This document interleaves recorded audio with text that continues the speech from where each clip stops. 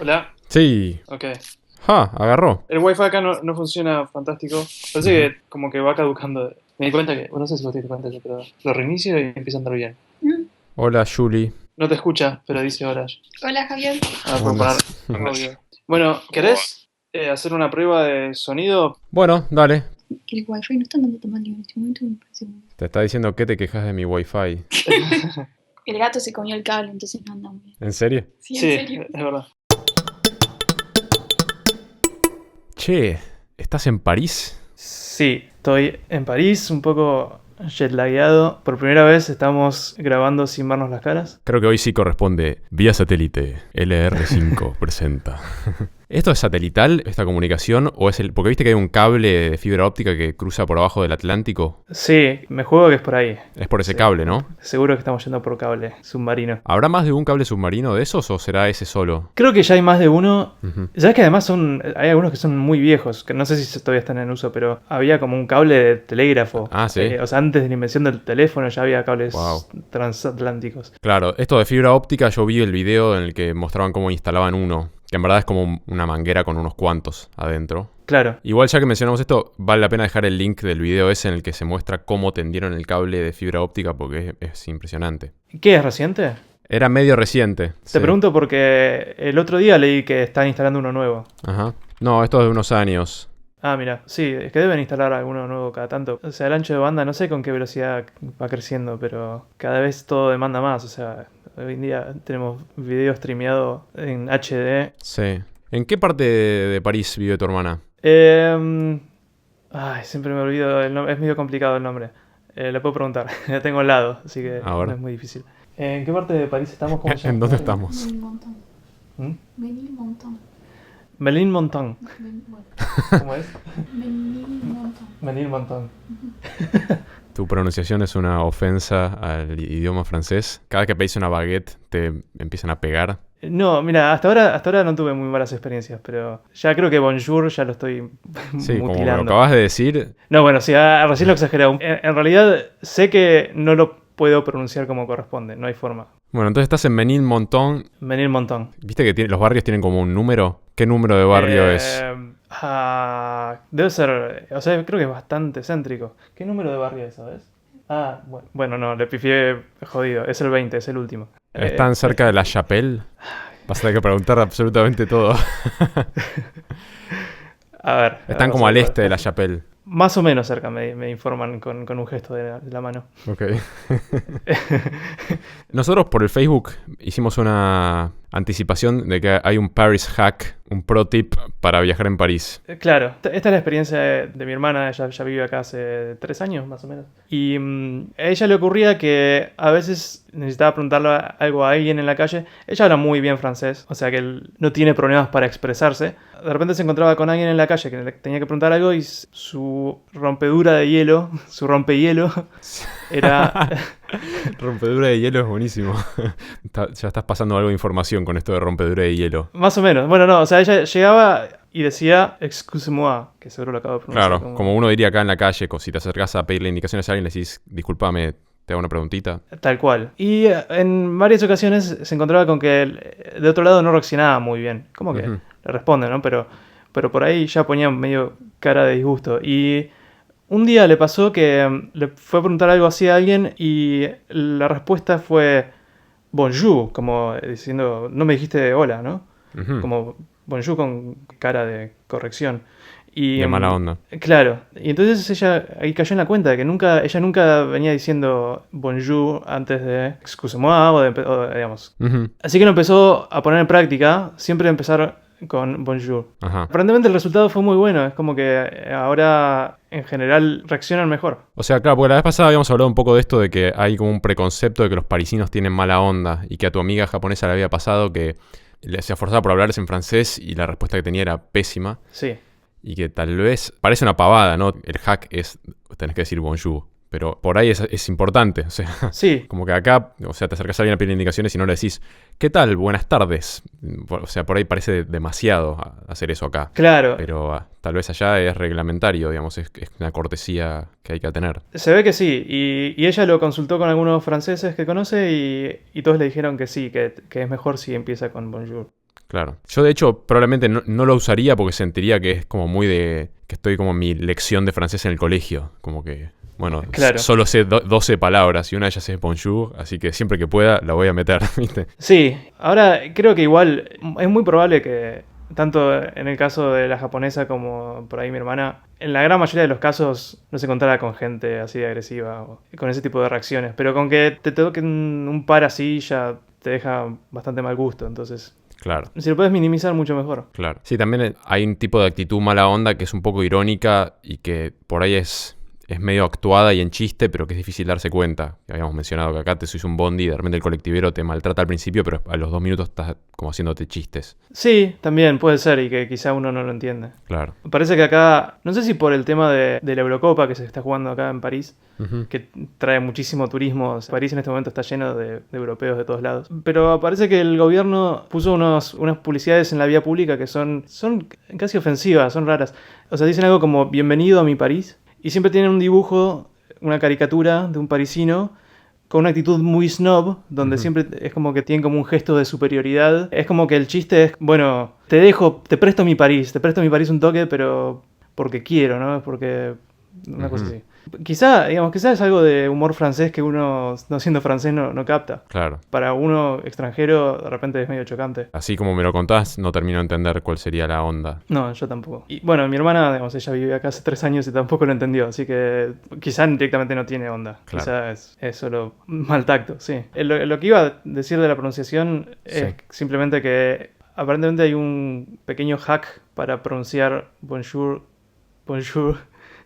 un poco mejor. Creo que no aplica tanto a los hispanohablantes, pero le pasa a los angloparlantes nativos Ujú. que ellos no tienen en su idioma una B suave como la que tiene bonjour en francés. Ellos pronunciarían más bien como bonjour, ¿no? Una cosa así. Al margen de mi horrible imitación de un inglés hablando francés. Pero aparentemente un pequeño hack para ellos, para solucionar eso, es reemplazar la B con una M. Y pasa. Ajá. No se nota la diferencia, entonces de repente dicen bonjour. Claro. Y bueno, estuvimos hablando de cosas así con mi hermana. A ver, voy a buscar un mensaje. ¿Dónde fue? ¿Fue por Facebook ese mensaje? Reddit. Ah, en Reddit, por eso no lo estaba encontrando. Usuario ilegible, el nombre de usuario, Xunsmdlo, dijo: una precisión nomás que mi temperamento de lingüista no podía dejar pasar. Los fonemas no son sonidos atómicos, sino clases de equivalencia de sonidos que discriminan significado en una lengua. O sea, que son entidades teóricas relativas al sistema de una lengua. ¿Se entendió algo hasta ahí? Sí, y mi hermana asiente. Ah, está Te bien. está escuchando. Buenísimo. Pero, ¿vos entendiste hasta ahí? Pues yo Sí. lo leí como 7 veces hasta que entendí esa parte. Creo que lo entendí, o sea, sin leérselo directamente, le expliqué un poco lo que había entendido de ese comentario a mi hermana, que ella sabe lo que es un fonema mucho mejor que yo. Sí. Y mi explicación tenía errores, pero estuvo cerca. Creo que más o menos entendí. Había un ejemplo que seguía, ¿no? Sí. No lo tengo acá el mensaje, pero me acuerdo que era con el sonido v, ¿no? Sí. Ujú. Que sería, o sea, como V corta, pero... O sea, él comparaba inglés con castellano porque Sí. en castellano medio que no distinguimos demasiado entre el sonido de la V corta y la V larga. ¿Sabías esto? Me vengo debatiendo desde el episodio 1 si decir esto o no. Y bueno, me parece que lo voy a decir. Y espero que esto no introduzca un glitch in the Matrix. Pero A ver. conozco una persona que en español diferencia el sonido de la B larga de la B corta. Pero al pronunciar o al escuchar. No, al pronunciar, que las pronuncia distinto. Claro. ¿Sabés quién es esa persona? ¿Yo? Sos vos. Bueno, o sea, no sé si soy consciente de eso, pero... Vos decís volando. Marcás la B corta. Distinguís la B corta de la B larga un poquito. Sí, es que yo siento que hay que distinguir, pero a la vez sé que no es necesario. Claro. Creo que debe haber muchas veces simplemente no debo hacer la distinción. No sé si la hago cuando estoy siendo consciente de que la quiero hacer. No, creo que la haces un poco cuando estás poniendo énfasis en algo, cuando estás como diciendo algo con mucho énfasis. Entonces ahí también cuando hay una V, la pronuncias más V que B. Ajá. Bueno, en fin.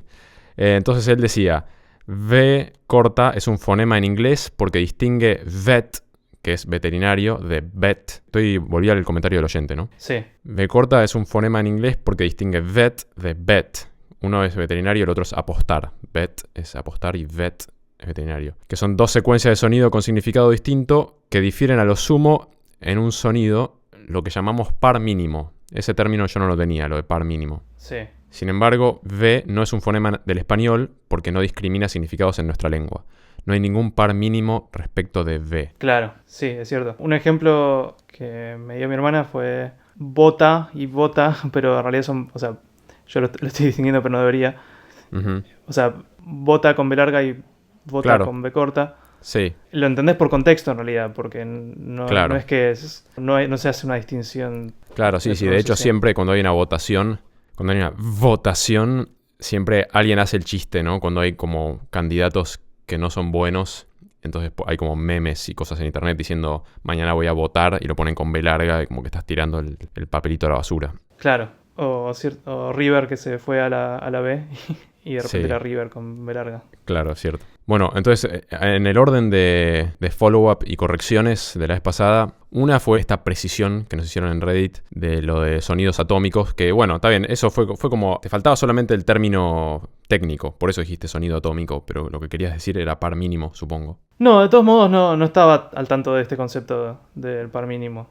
Pero te querías referir a ahora- como el sonido más el fonema más chiquito. No, acá esta es la distinción que nos hace. ¿Qué es un fonema y qué es un par mínimo? Primero que fonema es básicamente esto que nos explicó nuestro amigo en Reddit. Par mínimo sería un caso donde tenés dos palabras que se distinguen por un solo sonido. Que un solo cambio de sonido cambia su significado. Como el ejemplo de vet y bet. Ujú, Y está este otro concepto de fono, Sí. además de fonema. ujú. Y un fono sí es más bien como un sonido atómico, porque no está atado a este tema del par mínimo, sino que un fono es realmente un sonido que el ser humano puede reproducir. Es como el ladrillito mínimo de un lenguaje. Si tuvieras que separar sonidos en sus partes mínimas, eso sería un fono. Claro, calculo que La partícula elemental. Cada vez con esto estamos generando cada vez más bardo y más follow-up. sí, seguramente sí. Quizás es mejor abandonarlo acá. El intento de explicación. No, pero no nos vamos a dar por vencidos. Sí, un fono supongo no está atado a un lenguaje, más bien está atado a la fisionomía humana y que podemos pronunciar y que no. Supongo que los fonemas están atados a un lenguaje, ¿no? Un idioma como castellano tiene una serie de fonemas, pero un fono no son únicos de un lenguaje, sino que incluye todos los sonidos que el ser humano puede reproducir y que supongo que se usan en algún sentido en algún idioma. Ujú. Voy a volver a leer el comentario del chabón a ver qué entiendo ahora. El comentario decía: los fonemas no son sonidos atómicos, sino clases de equivalencia de sonidos que discriminan significado en una lengua. O sea, que son entidades teóricas relativas al sistema de una lengua. Bien. Bueno, creo Sí. que lo entiendo. Estimado oyente, si usted cree haber entendido, presione 1. Si no entendió, rebobine y vuelva a intentar. Algo que pasa mucho es que los hispanoparlantes, cuando están aprendiendo inglés, les cuesta mucho pronunciar todos estos otros sonidos. Y Sí, sobre todo, el mismo ejemplo que nos dio el amigo de nombre de usuario impronunciable, sí, de la B corta y la B larga. sí. Pasa mucho que escuchás a alguien, un hispanoparlante, hablando inglés y no se dan cuenta que están, por ejemplo, diciendo B larga cuando debería ir una B corta. Yo me acuerdo de haber visto un video que había un famoso, como un cantante famoso, y se encontraba con una fan argentina. Ujú, No me acuerdo cómo era la situación exacta, pero esta chica le decía, you are a pervert. ujú, Y se lo decía así con B larga, pervert. ujú. Y el tipo no entendía, no podía entender lo que le estaba diciendo, porque le cambió el fonema. Ajá, claro. A pesar de que pervert no es una palabra en inglés, si a él no le decías pervert, no lo casaba. Sí. Había un caso que me había contado mi tío, que vive en Texas, que estaban hablando con unos amigos y la hija de uno de estos amigos había entrado a la Universidad de Yale. Sí, Y viste que hay una cosa medio latina que, por ejemplo, en vez de decir yes, para decir sí, en vez de decir yes, dicen yes. Algo así. Yes. Como que no sé si es resultado de leer la Y y pronunciarla como una Y nuestra. Yes. cuando un latino habla inglés. Exacto, sí, cuando un latino habla inglés. ¿Te suena? Ajá. Sí, puede ser, sí. Y entonces este tipo le quería contar a mi tío que su hija había entrado a la Universidad de Yale. Estaban en un grupo, entonces estaban hablando en inglés porque había gente que no hablaba español. Entonces el tipo decía Yes, we're very happy. She's going to jail. She's going to jail. Como la gente estaba tipo en pánico, tipo, va a ir presa. No, jail. Yale University. Eso creo que no es un tema de fonema, es un... No, creo que sí. Es justamente. Solo que lo está pensando leyendo la Y. Claro, sí, claro. Sí, acá mi hermana siente de nuevo tener su aprobación. Che, y ya que estamos justo hablando de estos temas que son cercanos a lo que investiga tu hermana, ¿por qué no aprovechamos y le invitamos a ver si quiere opinar algo al respecto? A ver, vamos a consultar.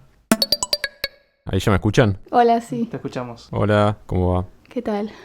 Primero, no, me disculpo porque no soy lingüista, así que no sé si no quiero ofender a ningún lingüista y si me equivoco, pido perdón de ya.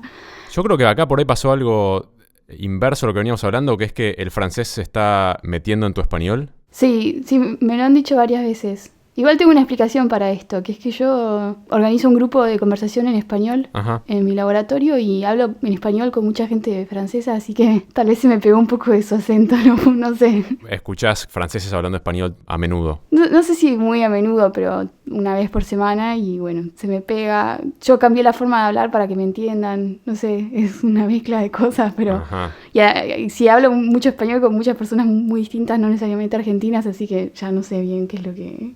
¿En qué idioma hablo? Claro, yo creo que nunca te había escuchado hablar antes, así que no sé si siempre hablaste así. ¿Vos qué decís, Pedro? ¿Cambió su forma de hablar? Justo iba a decir que yo no noto nada, pero como hablo con ella más frecuentemente... Para mí estoy hablando con una francesa que habla español bastante bien. Esa es mi sensación. Bastante bien. Sí. La mataste. Gracias. Estoy tirando un poco de resistencia porque están a punto de dejar en evidencia todo lo que yo dije mal en el episodio anterior, entonces estoy a la defensiva. No era mi objetivo igual, ¿no? Ah, bueno. Pero puede ser que le haya cambiado un poco el acento y yo no me di cuenta porque le cambió gradualmente. La verdad es que... Bueno, ¿tenés algo para acotar de lo que habíamos dicho la vez pasada o si estuviste escuchando algo de lo que decía Pedro ahora? Sí, tengo más fresco en la memoria lo que dijo ahora. Sí. Obviamente que lo que dijo la semana pasada, pero yo le quise explicar lo que era un fono y un fonema y le di un ejemplo y a Pedro se le olvidó mencionarlo, que creo que era un buen ejemplo. A ver. Por ejemplo, en el idioma español, el sonido G puede ser producido de muchas formas distintas dependiendo de en qué parte de la palabra aparece. Por ejemplo, si está al principio de una palabra es una G fuerte, por ejemplo, en gato. Sí. Es un G. Pero si está en la mitad de una palabra rodeado de vocales, en general es mucho más suave, sonidos como G. Por ejemplo, agarrar. Sí. Esos dos sonidos no son el mismo. Si vos mirás el espectro, digamos, haces un análisis espectral del sonido, son dos cosas completamente distintas. Son dos fonos distintos. Uh-huh. Pero nosotros no los distinguimos y ni te das cuenta de que los estás escuchando o que los estás produciendo. Uh-huh. Son el mismo fonema, Es el mismo fonema. Es G. pero fonos distintos. Pero dos fonos distintos, sí. Uh-huh. Y otro interesante que tampoco nos damos cuenta es el sonido de la S. Por Sí. ejemplo, cuando pronuncias una S justo antes de una consonante, en general la pronuncias lo que se dice aspirada, que suena más como... Sí, sí. Asco. Por ejemplo, asco. Sí, yo me di cuenta, cuando me lo dijeron, yo dije, no, estaba negada, dije, no, esto no es cierto. Y me dijeron, tratá de pronunciar, no sé, bizcocho. Y entonces como me enloquecí, dije, no puedo decir bizcocho, no existe eso. Claro. Y me pasé una tarde entera con una amiga pronunciando palabras con S y una consonante y no encontrábamos ninguna en la que se pronunciara con una S. Escuela, no sé, no, es como que no está, la S no está. Sí, ¿y eso es un argentinismo? Eso es típico del español rioplatense, ni siquiera nosotros siempre generalizamos que el español argentino es una cosa, pero en realidad nos referimos al rioplatense, ¿no? Uh-huh. Así hablamos en Buenos Aires, al menos. Y respecto a las asco. S, porque yo pienso mucho en esto del asco, o sea, porque al cantar, las S para los cantantes son un tema, son un problema. En verdad las S también como marcan mucha identidad y al cantar, de repente marcar mucho las S y también las S espectralmente son medio complejas. Es como medio ruido, porque estás soplando mucho aire. Corregime si estoy diciendo mal. Sí, parece ruido, básicamente. Parece es tu ruido, creencia, creo. claro. O sea, si mirás el espectrograma es prácticamente ruido. Uh-huh. Entonces, cuando alguien está cantando, como que tiene que estar muy consciente de cómo hace las S. Si te fijas, generalmente las ablandan los cantantes. Ajá. ¿Y cómo las ablandan? O sea, ¿en qué las transforman? No sé. A ver, ahora también estoy pensando en alguna canción que tenga S's. Hoy no se me ocurren los ejemplos en tiempo real hoy. ¿Y eso es en castellano lo que estás En diciendo? castellano, estoy pensando en castellano, pero por ahí también sea en inglés. De hecho, existía hardware, que es medio básicamente son ecualizadores, y también hay plugins de software ahora que se llama de-esser, que es como que quita S's, le quita contenido de S a lo que la gente canta. Mira. Es todo mentira al final, ¿no? ¿Qué cosa? Uno escucha una grabación de un cantante y... Ah, sí, es todo mentira. Está grabado en un cuarto en, no sé, en Almagro, pero está reverberando con una cámara que está sampleada con un impulso en una catedral en Roma. Tiene Autotune, que es un software desarrollado en California, y tiene el de-esser, que no sé, y bueno, es todo, sí. Pero todo esto porque quería preguntarte acerca de los sisiosos. Si... No sé nada al respecto. Sonamos. Porque, por ejemplo, habíamos hablado en algún episodio anterior acerca de la R y de que yo conocí una chica japonesa que se enseñó a sí misma a hacer R's mediante práctica. Como que no quería aprender español, pero el sonido R no lo tenía. Y decía que se sentaba a mirar tele y hacía... Y fue probando hasta que le salió. Y los sisiosos, yo siento que están, en vez de hacer la S, lo están cambiando por otro sonido. Me parece que es como algo que rutearon así ya en la cabeza. No sé, puede ser, depende de cuál es el sonido con el que lo reemplazan. No sabría decirte, tendría que escucharlo para ver qué es lo que están haciendo y qué tan difícil o fácil es producir ese sonido, y depende del idioma que hablen, ¿no? O sea... Claro. ¿Los fonoaudiólogos no se dedican a eso? Sí, se dedican a eso. ¿Y pueden resolver un sisiosismo? No sé, pero o sea, salvo que tengan alguna cosa fisionómica distinta, ¿por qué no podrían hacerlo, no? Sí, yo creería que sí. El gato también creería que sí. Sí, está acotando. Sí. Hablando de la R, esto me hizo acordar de la otra cosa que quería comentar, que está esta diferencia entre lo que es la lengua escrita y la lengua hablada, ¿no? Son dos cosas obviamente distintas. Uh-huh. Y hay algo que se llama el alfabeto internacional fonético, IPA. O sea, en inglés es International Phonetic Alphabet. O Irish Pale Ale. También. La cerveza preferida de los lingüistas. Sí. Y lo usan para describir los fonemas que componen cada idioma, ¿no? Y ¿es eso que aparece en Wikipedia cuando pones algo y aparecen esos jeroglíficos? Es eso, ¿no? sí, exactamente es eso. Y lo gracioso es que si vos haces una transcripción fonémica del español, prácticamente te das cuenta que está escrito en IPA. Ajá. Prácticamente todos los fonemas son básicamente, o sea, es bastante directo, digo, es un idioma muy transparente, ¿no? Como sí, que lo que está escrito es lo que se pronuncia casi siempre. O sea, hay algunas excepciones, pero pocas. Y en inglés, para mí el inglés sería como el ejemplo opuesto, ¿no? Claro. Donde no hay relación alguna entre lo escrito y lo hablado. Una misma letra escrita puede pronunciarse con varios fonemas distintos, y lo mismo, un mismo fonema lo puedes escribir de muchas formas distintas, o sea que no hay conexión. Claro. Todo esto venía lo de la R, que es un caso gracioso, ¿no? Porque hay un montón de sonidos muy, muy distintos en todos los idiomas que se vienen asociando a la R y son cosas completamente disociadas, no tienen nada que ver una con la otra, lo que es, por ejemplo, nuestra R con la R inglesa que es más como R, o la R francesa que es R. No se parecen en nada, no sé por qué pensamos que es la misma letra, o sea, no lo es. Claro, hasta se producen con la lengua en lugares totalmente distintos. Exacto, son cosas completamente distintas. Lo que pasa es que cuando uno está aprendiendo un idioma, una vez que ya aprendiste a leer en un idioma, es muy difícil que te olvides de eso. Y cuando la gente lee una R en otro idioma, es como que tiende a poner la propia. Y por ejemplo, en inglés, es como que la gente cuando... angloparlante que trata de leer una palabra en español que tiene la R, no la R fuerte, sino la simple, la R. Sí. Este sonido tampoco lo pueden hacer y dicen R en lugar de eso, ¿no? Tipo, dicen Carol en vez de Caro. Sí. Y lo gracioso es que el fono, o sea, si el sonido en realidad ellos lo tienen. Se llama flap, al menos en inglés. Y ellos lo tienen y es el sonido que producen cuando tienen una doble D o una doble T, por ejemplo, en butter. Ajá. Butter. Esa consonante del medio es nuestra R. Ellos podrían hacerla perfectamente si nunca le hubieses dicho que era una R escrita, pero... Caro, butter, caro. Claro, pero como no lo saben, tienden a pronunciarlo, o sea, con el sonido que ellos conocen para la R, a pesar de que podrían producir este sonido correctamente. Y entonces al final la forma escrita muchas veces te afecta a la forma en que aprendes un segundo idioma, porque al leer no puedes evitar pensar, o sea, leer básicamente es repronunciar las palabras en tu cabeza, ¿no? Mal que mal no puedes evitar leer algo y está mapeado algún fonema que vos tenés en tu idioma y lo mapeás mal. Y es una lástima. Como que te arruina un poco el aprender un segundo idioma. Es verdad. Y a veces aprenderlo, en vez de aprenderlo escrito, primero aprenderlo a hablar. O sea, escuchando a la gente hablar sin nunca leer una palabra, tal vez es más útil en ese sentido.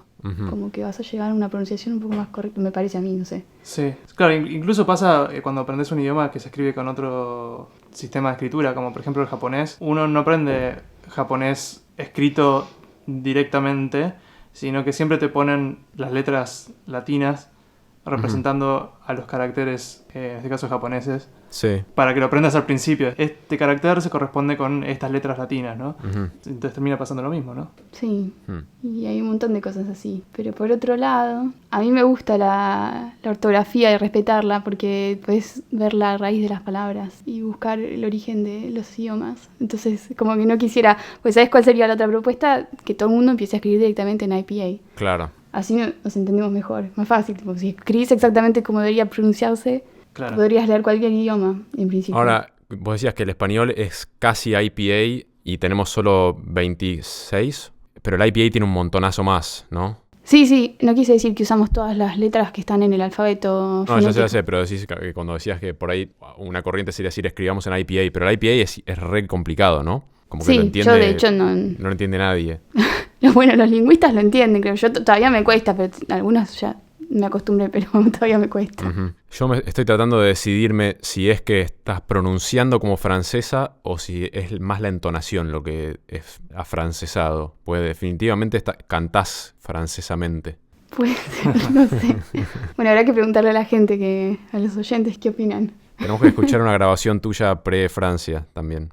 Puede que haya alguna, no sé. Aparte ustedes tienen familia, ascendencia francesa, ¿no? Sí, pero muy lejano en el tiempo, no Ah, quedó sí. rastro. De hecho, los primeros de nuestra familia que se mudaron a Argentina se negaron a enseñarle francés a sus hijos, así que el idioma no se pasó y... Creo que nuestro tatarabuelo, El padre de tatarabuelo. Chosno, ¿qué sigue? Chosno. Chosno después de Tátara. Creo que Chosno, sí. no, nunca escuché eso en la vida. Sí, es la siguiente palabra, me parece. El siguiente ¿Pero qué le palabra. sigue a un chosno? Bichosno, tatarachosno, no sé. Yo pensé que uno agregaba más tátaras. Tatarabuelo. Hay algo que no tiene que ver con lo que estábamos diciendo, pero sí a la vez con esto del idioma escrito versus idioma hablado. Que la gente, los sordos, ellos, digamos, leen obviamente, pero no están haciendo el mapeo mental que hacemos nosotros de letras a sonidos. Claro.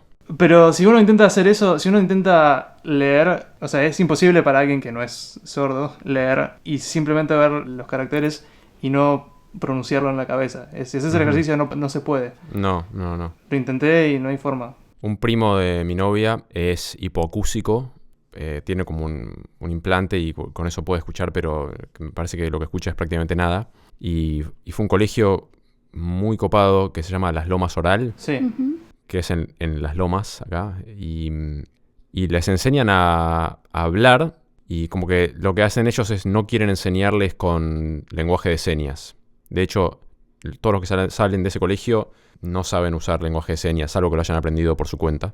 Ajá. Y aprenden a hablar, y no es inconcebible para mí cómo es que les enseñan, pero les enseñan y les enseñan a leer los labios. Ajá. Y entonces salen básicamente hablando. Suena un poquito distinto a cómo habla alguien que no es sordo, porque tuvieron que aprenderlo por un mecanismo distinto a escuchar. De hecho, sabes que mi abuela materna era maestra de sordos también, y ella les enseñaba y me contaba algo como de que hacía que le pongan la mano en la garganta para sentir cómo era la vibración, no sé, pero realmente no me puedo imaginar cómo enseñan esto. Wow. Hay unos videos, por ahí puedo dejar un link, hay un video en el que cantan el himno estos chicos, y siempre, yo fui a un par de eventos que hacen para juntar fondos para el colegio, y siempre hay un exalumno del colegio que da un discurso, es impresionante. Wow. O sea, me gustaría escucharlo. Por eso los chicos que están ahí, o sea, los padres de los chicos que están ahí, no les gusta que se hable de sordo mudo, porque Claro. generalmente si hay un sordo es mudo porque nadie le enseñó a hablar, Claro. pero no porque no pueda fonar. Aunque sí existe gente que no puede fonar, ¿no? Sí, imagino puedes tener las cuerdas vocales dañadas o no tener cuerdas vocales, ¿no? Ujú. Nos vamos a despedir de Julie. Bueno, dale. Nos despedimos formalmente. Bueno, que es un despido formal. Gracias por tus comentarios. Bueno, fue un gusto. Gracias por dejarme este espacio. Te vamos a seguir consultando si se puede para futuras incertidumbres. Perfecto. Igual también pueden consultarle a un lingüista, ¿no? Porque yo soy licenciada en física. Así que... Licenciada en física. Sí, nada que ver, pero... Tu campo de investigación está con el lenguaje. En este momento sí, pues estudié, bueno, cambié mucho de tema. Como te darán cuenta, ahora estudio lenguaje en bebés, así que no. Bueno, al igual que metemos la pata hablando de lenguaje, metemos la pata hablando de física, así que no va a faltar oportunidad de que te pidamos Igual ayuda. no sé cuánto me acuerdo ya, porque ya quedó como un poco en el pasado, pero... Ajá. De todos modos, es nuestra asesora científica. Oficialmente sí, todo va a pasar por vos. Y cualquier error es culpa de Julie. Bueno, gracias. Bueno, un beso. Chao. Quería que aclaremos un par de cositas más de lo que hablamos en el episodio pasado. Una es que yo estaba medio bajo la falsa concepción de que el coreano era un idioma tonal. Y el coreano no es un idioma tonal. No. Vos dijiste que el chino era un idioma tonal. El chino sí es un idioma tonal. Sí. Yo hablando con mis amigos coreanos, tratando de averiguar y que me expliquen por qué tantos tenían el oído absoluto, creo que se habrá mezclado que en algún momento dijeron, sí, el chino es tonal y hay algunos chinos que tienen oído absoluto, pero el coreano no es tonal, pero de hecho le escribí a una de mis amigas coreanas que tiene oído absoluto, que había ido a ver clic conmigo y le dije, che, ¿vos tenés alguna idea de por qué tantos compañeros nuestros coreanos tenían oído absoluto? Y me dijo, la verdad que no sé. Es cierto que muchos empiezan con el violín y con el piano a muy temprana edad. Claro. Y le dije, con el método Suzuki, y me dijo, a veces sí, a veces no, 50% más o menos. O sea, que es más como educación musical temprana y una dosis de suerte o no sé qué, no sabemos qué. Sí, es muy probable. Yo creo que lo mismo pasa con el idioma, que el cerebro tiene un periodo de maleabilidad en los primeros años que después se pierde. Y, por ejemplo, había visto un documental o algo así sobre niños ferales. En inglés es feral. Creo que se traduce feral. Lo voy a buscar, espera. Dale. ¿Cómo se llama el gato? Coco. Pero hay una historia graciosa sobre Coco y su nombre. Para después de lo de niños ferales. Dale. Bueno, no es niños ferales. Niños salvajes. En inglés es feral children. Uh-huh. Básicamente son niños que son abandonados quizá en la naturaleza o bajo otras circunstancias, Uh-huh. pero de alguna forma logran sobrevivir. Por ejemplo, si los cría un mono o algo. Claro, si de repente una madre chimpancé decide criar un bebé humano, sí. Ese bebé humano probablemente sobreviva y crezca, Uh-huh. pero no tuvo este acercamiento al idioma que tienen todos los bebés humanos en general, los que viven en la civilización, sí, entre comillas. Y aparentemente hubo algunos que fueron encontrados y reintroducidos en la sociedad, uh-huh. y son casos muy interesantes para, digamos, aprender cómo funciona el desarrollo del cerebro en temprana edad, con el tema del idioma y demás. Sí. Y pasa que en muchos casos estos chicos, después de cierta edad, ponerle que los encuentran a los 8 años. Un chico de 8 años, estoy diciendo un número arbitrario, ¿no? Aclaro, los números no son exactos. Pero lo que contaban es que aprendían a decir palabras, aprendían a hablar un poco. Entonces se podían comunicar, podían absorber palabras, pero no podían entender gramática, no podían absorber gramática. Entonces de repente se comunicaba más como, no sé, el gorila Coco, por ejemplo. No sé. Este gorila que tiene como un vocabulario de más de 1000 palabras. Ah, sí. Es una gorila, es hembra. Bueno, estos chicos nunca aprendían gramática, entonces no podían comunicar ideas más complejas Uh-huh. que simplemente decir quizá hambre o televisión. Uh-huh. Y pienso que quizá pasa algo parecido con el tema del oído absoluto. Quizá haya una ventana de edad en los primeros años donde si recibís cierto entrenamiento tenés más facilidad para desarrollar un oído absoluto. Quizá estoy diciendo una burrada total. No, pero me parece que debe estar muy cerca eso. También es algo que de grande alguna gente lo desarrolla, pero es como que lo desarrollás de una manera medio frágil.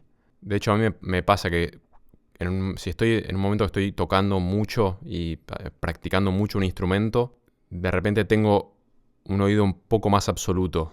Como que escucho una nota y intuyo cuál es y chequeo y es esa. Ajá. Así, fuera de contexto, ¿no? Porque dentro de contexto, con el oído relativo, escuchás una nota y si tenés otra para tener contexto, la encontrás, ¿no? Sí. Pero la gracia del oído absoluto es que totalmente fuera de contexto, escuchas cualquier nota y sabes cuál es. Claro. Y cuando venía practicando mucho, es como que mi memoria, el contexto me lo llevaba puesto, de alguna manera. Claro. Creo que el oído absoluto es eso un poco. Puedes ponerle play a un do en tu cabeza, lo tenés encima. Claro, porque salvo la gente que se dice que es sordos tonales, ¿se dice así? Sí, no sé cómo se dice, tone deaf. Que no existe para mí eso, pero... Sí, probablemente sea cuestión de entrenamiento o algo, pero digamos, no es demasiado difícil para cualquier persona si le reproducís una nota y segundos más tarde reproducís otra que te digan si es la misma o no. Uh-huh. Y que es básicamente lo que vos estás diciendo, o sea, el ejercicio mental es el de mantener la memoria de ese primer sonido. Uh-huh. Si la podés mantener durante más ¿cuánto tiempo lo tiempo? puedes retener? Algo Claro. así. Sí, yo esto de tone deaf, de gente que no distingue alturas, hasta ahora no me crucé con nadie que sea tone deaf. Sí me crucé con gente que decía, yo soy tone deaf, yo no puedo afinar una nota, no entiendo la diferencia. Y haciendo un par de pruebitas rápidas, te das cuenta que sí, pueden escuchar alturas de sonido. Por cómo está construida la oreja, podés detectar alturas. Y es que, o sea, si eso fuera algo que existe realmente, entonces el chino no funcionaría para todo el mundo. Habría gente que no podría hablar chino. Claro. Bueno, Habría igual... chinos que no podrían. Eso es otra cosa que estábamos viendo. Había surgido la duda de cómo se canta en chino. Si la altura determina el significado, entonces si estás cantando y la melodía va para un lado que las palabras no tenían que ir, ¿qué pasa? Y o sea, es muy fácil. Lo que yo leí es contexto. Por el contexto de lo que venís hablando, es muy difícil que se confunda el significado. Puede llegar a pasar, pero simplemente son como homónimos. Claro, exacto. Pero, ¿sabes qué? Tengo un amigo que habla chino, no nativo, pero habla bastante bien. Sí. Y le pregunté sobre este tema. Uh-huh. Y él lo que me dijo, bueno, o sea, básicamente me confirmó esto que estás diciendo vos. Uh-huh. Pero lo que agregó él es que lo mismo pasa en castellano y también en inglés. Hay canciones en castellano donde a veces, no sé si tanto por la melodía, por ahí más por la rítmica, se cambia la forma en que se acentúan palabras. Sí, cierto. Uh-huh. Y uno no pierde de repente la capacidad de entender lo que se está cantando. Siempre me acuerdo de cuando era chico me gustaban mucho Los Caballeros del Zodíaco, un anime. Sí, sí. En Argentina lo pasaban en un doblaje que tenía la canción de la intro cantada en castellano. De hecho creo que ni siquiera era la versión japonesa cantada en castellano. Era una nueva canción que habían hecho en Francia, acá. Uh-huh. Originalmente escrita para francés y que en España habían traducido. Y entonces lo que pasaba es que la traducción era bastante literal del francés al castellano. Y tiene una parte de la canción que dice... Se viene el momento musical de Pitzel, el momento de cantar. No me acuerdo, no sé si me puedo acordar la melodía, vos pero... mismo. Yo no me acuerdo, pero cuando empieces a cantar seguramente me lo voy a acordar. Porque no me gustaba Caballero del Zodíaco, pero creo que la canción la conozco. Dicho así como oración normal. No vas a salvarte de cantarlo. Hay una parte que dice... Bueno. En una parte dice contra las fuerzas demoníacas. Sí. Pero la forma en que lo cantaban era algo como... Caballeros del Zodíaco contra las fuerzas demoníacas. Ajá. Me acuerdo que de chico me costó muchísimo entender qué estaba diciendo. Sí. Porque demoníacas, ni siquiera podía entender que era una sola palabra, no entendía qué se estaba diciendo. Sí. Mucho más tarde lo entendí o lo googleé y encontré la letra y dije, mira vos. Pero pasa que en francés es algo como demoniaque, una cosa así. Ajá. Demoniaque, algo así. Me corrigen acá. La acentuación es más similar a ese demoníaca. Sí. Pero bueno, entonces básicamente eso, lo que en el chino es eso, es contexto que ayuda a distinguir las palabras cuando le estás cambiando la melodía y en algunos casos quedará ambiguo y alguno confundirá el significado, pero pareciera no ser tan grave. Claro. Ahora, en algo que no tiene nada que ver, puedo contar la anécdota del nombre del gato. Dale. El gato se llama Coco, pero originalmente se llamaba Coco, porque cuando fue adoptado era muy cachorrito. Sí. Y le dijeron que era hembra. Le dijeron que era hembra cuando se lo dieron. Sí. Y entonces ella buscó un nombre para nena. Sí. Y bueno, dijo, bueno, es una gata francesa, así que le pongo Coco. Coco Chanel. Exactamente, por Coco Chanel. Ajá. Y tiempo más tarde la llevó al veterinario y el veterinario le dijo, che, no, mirá, es macho. Uh-huh. Uy, bueno. Cambio fácil, Coco. Coco. ¿Y en francés existe Coco para hombre? No, me dicen que no. No existe. Así que pasó a tener un nombre en español. Sí, Foto de Coco para la página de Pixel, ¿puede ser? dale, puede ser. A ver si los gatos franceses tienen un aire más distinguido que los gatos argentinos, ¿o no? Quizá. ¿En qué le hablan? Español. ¿Le hablan en español? Sí. Y sabes que entiende algunas palabras. Y me sorprende mucho porque hasta donde yo creía era muy difícil y casi imposible entrenar a un gato a entender palabras. Ajá. Pero mi hermana lo hizo y no le costó tanto. Le enseñó sit ¡Epa! para que se sienta y Sí. te aseguro que funciona. Yo Ajá. era un poco escéptico, pero enseguida cuando lo vi pasé a ser un creyente. Bueno, tal vez videíto Y, entonces en la página. Puede ser. Y la otra palabra que entiende es abajo, porque se suele subir, se sube a la mesada y rompe cosas. Sí. Entonces mi hermana le dice, Coco, abajo. Y él sabe que significa bájate de ahí, Ajá. pero generalmente se hace el rebelde y en vez de bajar, protesta. Cuando le decís abajo es miau, una cosa así. Y si le insistís un poco, obedece. Bueno, pero la prueba sería que cuando está arriba de la mesa le digas, Coco, quédate en la mesa. Y decíselo como con tono de retarlo, a ver si se baja o a ver qué hace. Bueno, vamos a hacer la prueba. Porque posiblemente cualquier cosa Y, que le digas cuando está arriba de la mesa con tono de reprimenda, él lo interprete como me estoy mandando una. Es posible, así que vamos a averiguar. Igual, me parece que es un gato bastante inteligente. Hoy pasó algo que me llamó la atención, que es que hay un espejo acá. Ujú, Coco me estaba mirando a través del espejo. ujú. O sea, él estaba mirando al espejo a mi reflejo. Sí. Y me miraba a los ojos. Ujú. Cuando yo me di cuenta y lo miré, él se dio vuelta y me miró. Se dio vuelta para verme directamente y no al reflejo. Sí. Lo cual, para mí, indica que entiende que eso es un reflejo. Ujú, Entiende cómo funciona Sí. el espejo. ujú, Sí. Me llamó mucho la atención. Sí, desde que me hiciste notar esto de que los animales te miran a los ojos, que es una obviedad también, como que reparo mucho más en ese hecho, que es muy loco. Un animal te mira fijo a los ojos. Sí. Y los gatos tienen mucho lenguaje gatuno con los ojos. Ah, ¿sí? No sé si sabías que... Sí. No. Aparentemente, la forma en que comunican, está todo bien, soy tu amigo y vengo en son de paz, Ujú, es mirándose fijo a los ojos, ujú. pestañeando despacio, o sea, primero contacto visual, después un pestañeo despacio, lento, y después rompen el contacto visual y mueven la cabeza hacia un costado. Y si vos mirás a un gato a los ojos y haces eso, generalmente repiten la acción. Ellos los miras a los ojos, pestañeas lento y ellos van a hacer lo mismo. Ujú. Y corres la cabeza y van a hacer lo mismo. No te digo que funcione 100% de las veces, pero lo probé muchas veces con mi gato y funciona. Lo probé Ujú. con Coco acá también y funciona. Qué bueno, ahora tenemos un gato hack. Claro, es el bonjour de los gatos. Los que somos más gente de perros, de haber tenido perros, tenemos el reflejo de acercarle la mano a la cara, que también leí que ni siquiera para los perros es tan buena idea. Como un perro desconocido de la nada, agarrar y ponerle la parte externa de la mano frente a la nariz para que lo huela, lo puede resultarle intimidante, pero eso es medio lo que hacemos, ¿viste? Sí. Y yo por ahí me acerco a un gato y le hago lo mismo, tipo le acerco la mano para que me huela, pensando que eso es lo más buena onda que le puedo hacer y probablemente no le guste tanto. Así que voy a probar a hacer este Igual contacto. te huelen, ¿no? O sea, los Ujú. gatos también te huelen cuando Sí. le acercas la mano. Salvo los que son muy, muy miedosos.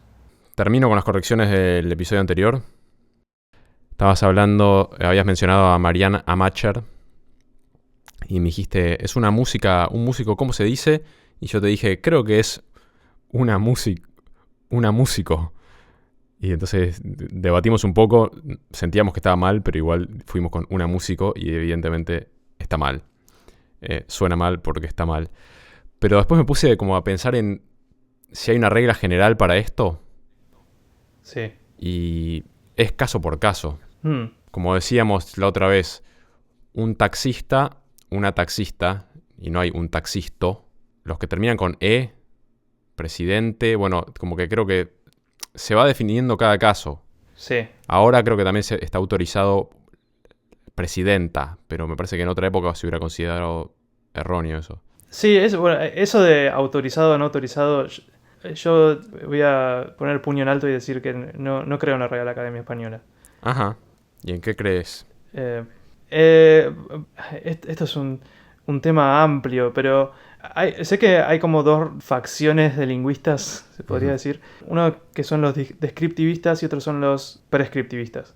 Quizás es para hablarlo en otro episodio, pero la Real Academia Española sería prescriptivista porque ellos dictan cómo se tiene que hablar el idioma. Sí. Cuando hay muchos otros idiomas que no tienen algo así como una Real Academia del idioma. Sí. El inglés no tiene nada así. Y hay diccionarios y cosas así, pero lo único que hacen es describir el idioma que se usa cotidianamente. Ajá, y claro. Observan cómo se usa el idioma y lo van describiendo, pero no tratan de decirte cómo se tiene que usar.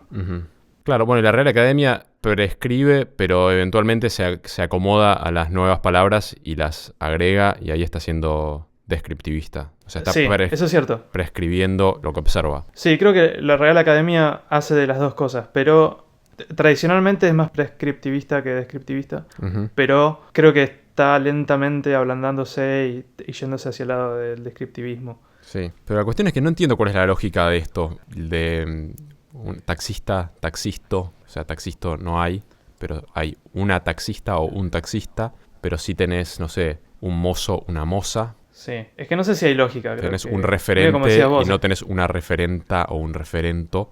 No hay lógica, ¿no? Y tenés, el que te trae las cartas es el cartero. Y si es una mujer, es una cartero, porque no va a ser una cartera, ¿no? Claro, ese era ese el ejemplo. Creo que justo en el caso de cartero, cartera, se hace para evitar ese chiste. Claro. Me parece. O tal vez, no sé, nunca vi una trabajadora postal femenina, pero cuando vea le voy a preguntar, ¿vos sos cartera o cartero? A ver qué me dice. O heladero. Existe el heladero. Sí. Si es mujer, es una heladera. Claro. Que de hecho no suena tan mal como cartera. Por algún motivo. Bueno, que ese era el problema justamente con la música. Claro. Que parece que estás hablando de no una persona, sino de la disciplina artística, la música. Sí. Pero en verdad vos querías hablar de una persona que hace música, la música. No, claro, por machistas queríamos decir la músico. No, definitivamente no. Pero por ahí sí hay lógica base y hay casos excepcionales para evitar estos choques de palabras, tal vez. Si hay algún oyente que tenga un poco de esclarecimiento acerca de esto, bienvenido sea. Eso es algo que quería mencionar yo, que pasó este episodio más que nunca, pero siempre pasa. Y es que, o sea, cuando nosotros grabamos esto, la pasamos bien por un lado, y aparte yo siempre aprendo cosas de hablar con Pedro y está buenísimo. Pero generalmente la mejor parte viene después de que esto sale a internet, que empiezan a llegarnos mensajes súper interesantes, y como que ahí se arma el verdadero debate. Nosotros en verdad empezamos hablando de algo y deviene en otra cosa, y nos encontramos con temas en los que no somos muy especialistas o un poco en alguno más que otro. Queda ahí. Después sale a internet y aparece gente que sí es especialista en cada uno de esos temas, y ahí es donde se pone realmente copado. O sea, es otro momento distinto del podcast que está muy bueno, que es toda la charla que se da después. Hubo uno más que Santiago Quiroga se llama, que también lo puse en el Facebook, que nos mandó, porque como estuvimos hablando del oído y esto, nos mandó un video de gente que a través de filmaciones puede recuperar sonido. O sea, filman, por ejemplo, una planta, sin audio la filman, y después, de acuerdo a microscópicos movimientos que tuvo esa planta, pueden recrear el audio que había en ese ambiente en ese momento. Con no muchísima fidelidad, pero suficiente para que se distinga. Sí, para que se distinga una melodía, por ejemplo, que estaba sonando. Claro, o sea, el video ese era como una demo de un software que medio a partir de un paper o algo así académico, ¿no? Sí, The Visual Microphone se llama el video. Hay una charla TED también, después lo dejamos en los links. Es interesantísimo, para mí es bastante increíble que se pueda hacer, pero al mismo tiempo me da un poco de miedo.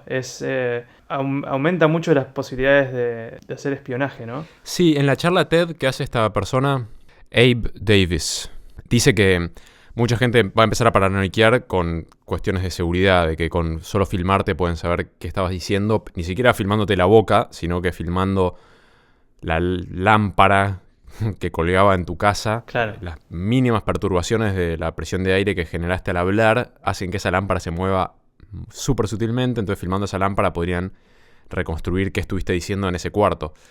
Y él dice, bueno, mucha gente empezará a paranoiquear con esto, pero en realidad esta tecnología ya existía de alguna manera porque se usaban láseres para hacer algo similar a esto. Ajá. Con un láser podías apuntarlo a algo que había en una habitación y ver cómo estaba vibrando. La diferencia de esto es que lo puedes hacer con la cámara de filmar de tu celular, que no necesitas un láser súper específico para eso, sino que...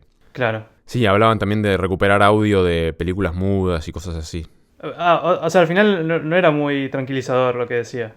No, en algún sentido sí, diciendo, bueno, ya tecnología para espiarte existía, solo que ahora va a ser un poco más fácil.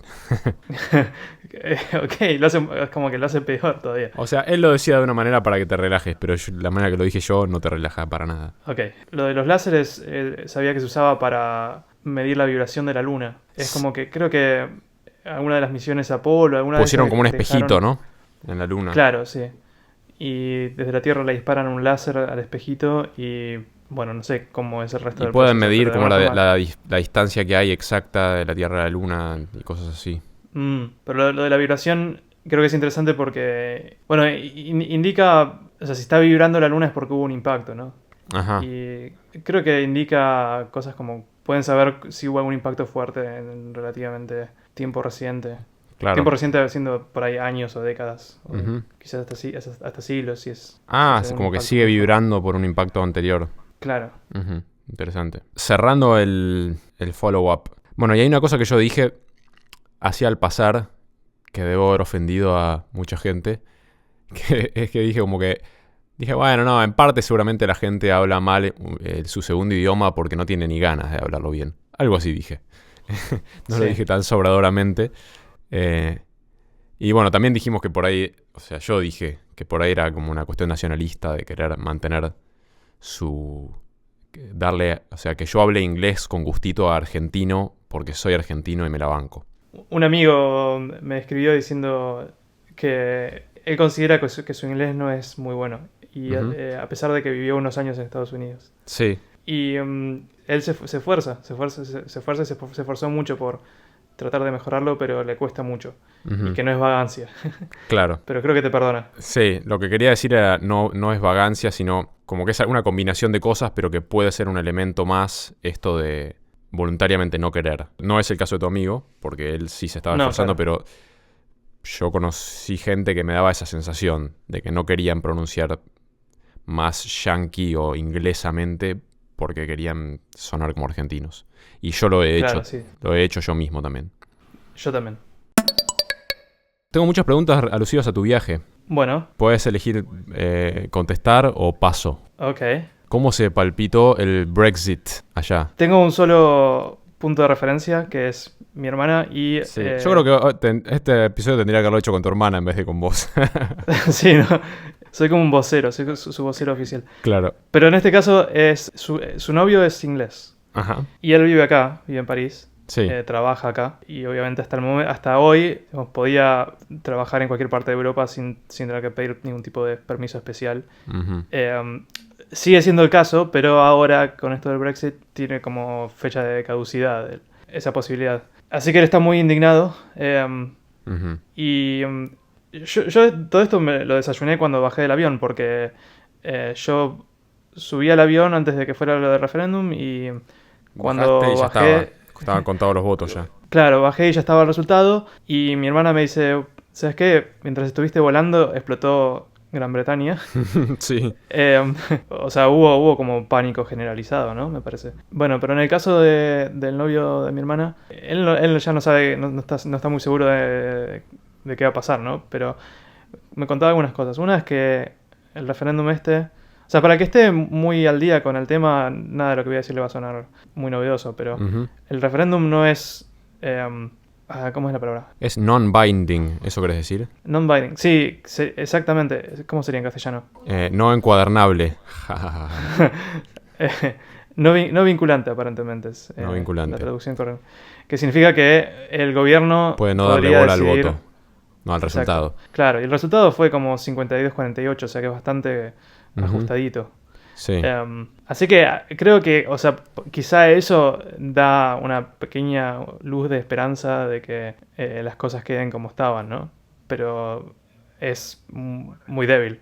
También parece que como consecuencia de esto del Brexit, aumentaron mucho las búsquedas en Google en el Reino Unido de cómo obtener una visa de Irlanda, porque Irlanda es parte de la Unión Europea, ¿no? Ujú. De hecho, usan el euro allá en Irlanda. Sí. Sería Irlanda no del norte, porque Irlanda... Creo que es Irlanda del norte y Irlanda, porque no se llama Irlanda del sur, No. pero Ujú. su nombre oficial... Y la podría República buscarlo, de ¿no? Irlanda es lo del sur, ¿no? Creo que es República de Irlanda. La República de Irlanda, que se separa de Irlanda del norte, Ujú. es parte de la Unión Europea. Claro. Y supongo que es la opción más viable ahora para la gente del Reino Unido que quiera... Si pueden sacar un pasaporte por alguna conexión familiar o algo, claro, pueden volver Claro. al Reino Unido, a la Unión Claro. Europea. También, por otro lado, no es que no puedan... Si esto termina entrando en vigencia, Sí. muy probablemente... O sea, lo que termine pasando es que la gente que quiera trabajar en Europa, que gente del Reino Unido que quiera trabajar en Europa va a tener que sacar una visa de trabajo y, digamos, ir por algún proceso un poco más burocrático que lo que hacían hasta ahora, que era simplemente tomarse un tren Ujú. o un avión. Sí, vi que también otra de las búsquedas de Google que subió exponencialmente el día que se supo el resultado, y estoy hablando de búsquedas en Google hechas en Inglaterra, es Unión Europea. Ese es el criterio de búsqueda Sí. que creció. O sea, Sí, básicamente la gente de repente votó y después, bueno, no todos votaron, ¿no? Porque era opcional, pero sí. después, el día después dijeron, a ver, pará, ¿y qué era esto de la Unión Europea? Vi que subiste unas fotos que sacaste en un cementerio. Entonces, Sí. ¿en qué cementerio estuviste y de dónde viene tu pasión por los cementerios? Llegué ayer a la mañana y medio que lo primero que hice fue ir a un cementerio. ¿Cómo es el nombre del cementerio? El cementerio se llama Père Lachaise y de hecho creo que está en el barrio donde me estoy quedando, donde vive mi hermana. Ujú. Así que nos quedaba a unas cuadras. Fuimos a almorzar y después fuimos a pasear por el cementerio porque es un cementerio muy grande, muy viejo, donde hay varias tumbas realmente muy viejas, de quizá 200 años, si no me equivoco, por ahí más. Ujú. En este cementerio hay un par de personas famosas enterradas que no termino de entender por qué están ahí, porque no son franceses. Uno es Oscar Wilde. Ajá. Y es muy curiosa la tumba de Oscar Wilde porque ya de por sí la tumba llama la atención porque es una especie de... casi como una estatua fenicia, pero es como un tipo fenicio volando, una cosa así, en una posición Ujú. medio extraña. Está muy buena y la gente que lo va a visitar, no sé por qué, quizá tenga relación con algún cuento de él que yo no conozco, Sí. le deja besitos con rouge a la construcción, ¿no? Porque es un bloque bien grande con esta estatua medio en el medio. Sí. Entonces hay toda una pared llena de besitos. Ujú. Y también la boca de la estatua también tiene besitos. Ajá. Y esto pasaba tanto que ahora el cementerio le puso todo un vidrio alrededor para que la gente no llegue a darle besitos. Y hay un cartel pegado en el vidrio que dice, por favor, no deje marcas sobre esta tumba. La gente que paga el mantenimiento es la familia de Oscar Wilde. Así que por respeto a ellos, por favor, no dejen ninguna marca. No sé si la gente lo está respetando y si quizá hay gente que se sube al vidrio y igual le deja un besito. Pero Ujú. los besitos están, hay un montón. Ujú. Otro dato de color de esta tumba es que alguien le arrancó un testículo. Ah, mira. O sea, la estatua esta está desnuda y se le ven los genitales y Ujú. alguien se llevó de recuerdo un testículo. ¿Querés arriesgar por qué está enterrado Oscar Wilde en París? Yo, si fuera a adivinar, es porque se murió ahí. Se murió acá probablemente, Acertaste. pero no sé si casualmente estaba de visita o si estaba viviendo acá en sus últimos días. Ah, eso no sé. El otro personaje famoso que está en ese cementerio es Jim Morrison. Ah, que mira. de nuevo no es francés, Ujú. pero está acá. Y la tumba también es bastante llamativa, tiene otra personalidad, digamos. Sí. La tumba en sí es muy clásica, es una piedra, es muy clásica, muy aburrida. Pero hay un árbol que está plantado como a metros de esa tumba y la gente, es muy raro, tienen como si estuviera vestido el árbol con caña de bambú. Vestido el árbol con caña de bambú. Sí, imagínate caña de bambú puesta vertical, Sí.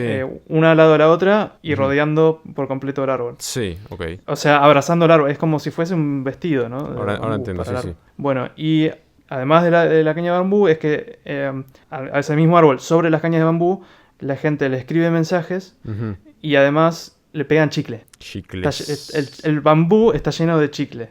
¿Masticados o...? Masticados y pegados. Uh-huh. Es medio un asco.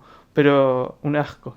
Un asco. Tampoco sé cuál es el motivo. Imagino que debe haber una buena razón, igual que lo de Oscar Wilde. Uh-huh. Quizá a Jim Morrison le gustaba mucho el chicle. No sé tampoco, puede ser. La verdad es que no sé, habría que averiguarlo. Y lo otro es que hay una valla puesta alrededor de la tumba para que la gente no llegue hasta la tumba. Supongo que por el mismo motivo que lo de Oscar Wilde. Uh-huh. Pero la valla está totalmente decorada por visitantes. Sobre todo hay pulseras. Está lleno de pulseras, como la valla está hecha de caño. Uh-huh. Le ponen al caño una pulsera. Sí, entonces tienen miles de pulseras agarradas al caño. Uh-huh. Y además de pulseras hay varios stickers. Y encontré algunos bastante peculiares. Uh-huh. Había un sticker de Rosario Central. Sí, qué loco. Había un sticker de la bandera argentina.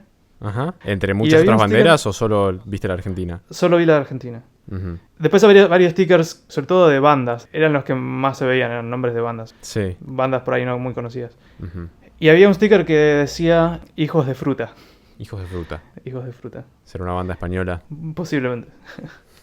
Pero hay muchas otras tumbas ahí que son muy interesantes y que no son necesariamente gente conocida. ¿Y vos te interesa el tema de ir a un cementerio por la gente que puedas llegar a conocer que está ahí enterrada o por qué? No tanto, no. Me gustan los cementerios por algunos motivos. Uno es que siempre que voy a un cementerio encuentro algo interesante. Ya sea, por ejemplo, la arquitectura de una bóveda. O sea, los cementerios en Buenos Aires, como bueno, el de Recoleta u otros, muchos tienen bóvedas muy elaboradas y muchos tienen algún diseño particular, único de esa bóveda que resulta atractivo. Eso por un lado. Lo otro es lo antiguo, porque hay muchas tumbas y bóvedas que siempre tienen quizás 100 años o más. En Buenos Aires 100 años ya es un montón.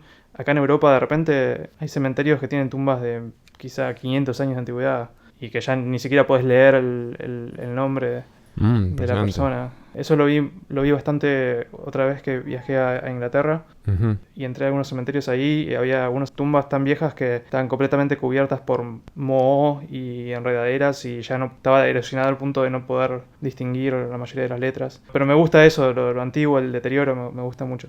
¿Algún plan para el tiempo que te queda en Francia? ¿Qué plan teníamos para mañana? No digas más cementerios. Mañana es mi anteúltimo día.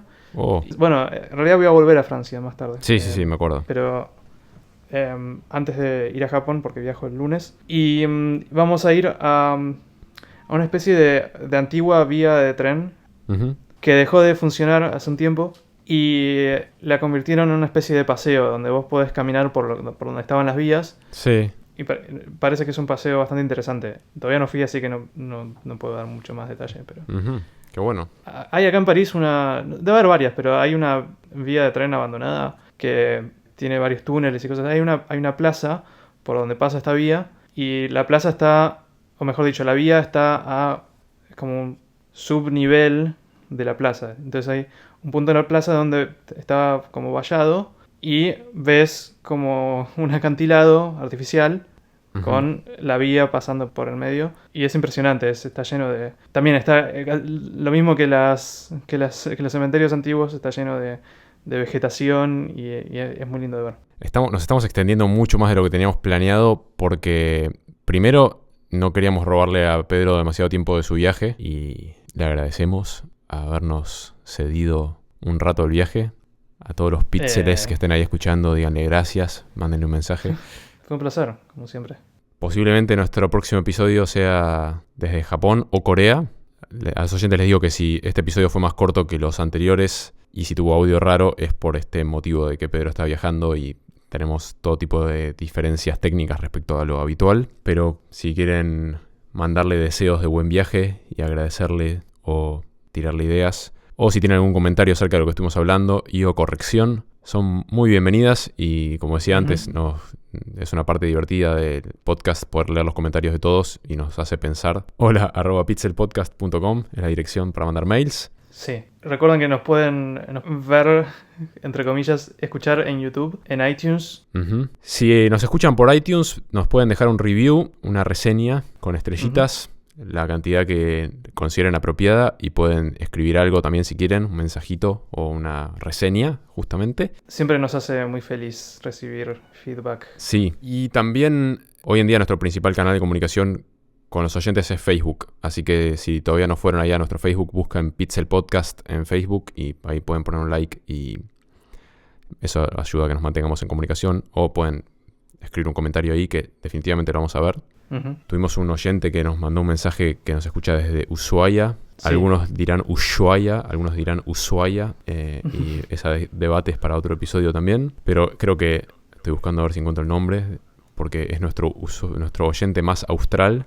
Remium Qualit se llama, al menos el usuario es nuestro oyente más austral. Y le ganó al australiano. Que en realidad no sabemos de qué parte de Australia es, ¿no? No.